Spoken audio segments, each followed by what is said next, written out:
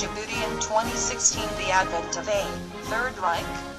And through why show much eagerness, hope irrational, as if this person was covered by any divine grace and could solve a magic wand the most complex problems?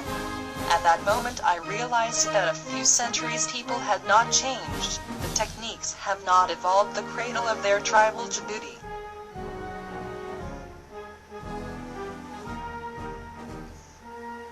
The chief at that time was not the legal representative of the people he represented, but in the eyes of the crowd the divine incarnation of power. We are in 2011. What a difference between the courtiers, the Second Reich, and those of the Third Reich. How, in the 21st century, after 35-year reign of one family, uncles and nephews, it can feel like hints of obscurantism, of feudalism, submission, spinelessness and idolatry, and so on. And this phenomenon of sacralization of the image touches unfortunately that policies. Now the coronation did announce more among the people, but our people and our policies are.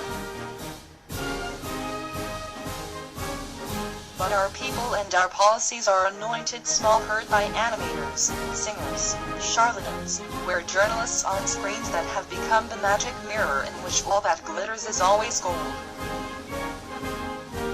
The extreme personalization of society is particularly worrying in the sense that the power of propaganda, intimidation, and the image more or less artificially treated and distorted by the media has largely overlooked the power of ideas that have become accessories only more useful than packs of pencils or makeup kits.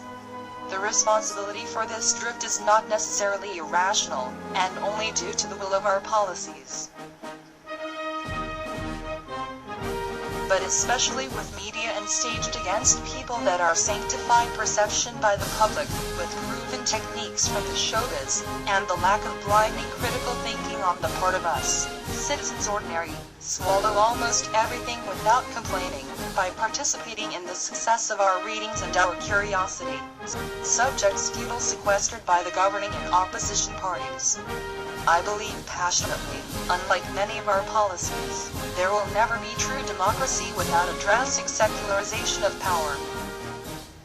It is time for every citizen who crosses a policy to consider it as an equal, look in the eye and say his point while seeking the most fundamental right, the welfare of his country, and not as a celestial incarnation, a higher, or even, in contrast, as a symbol of evil.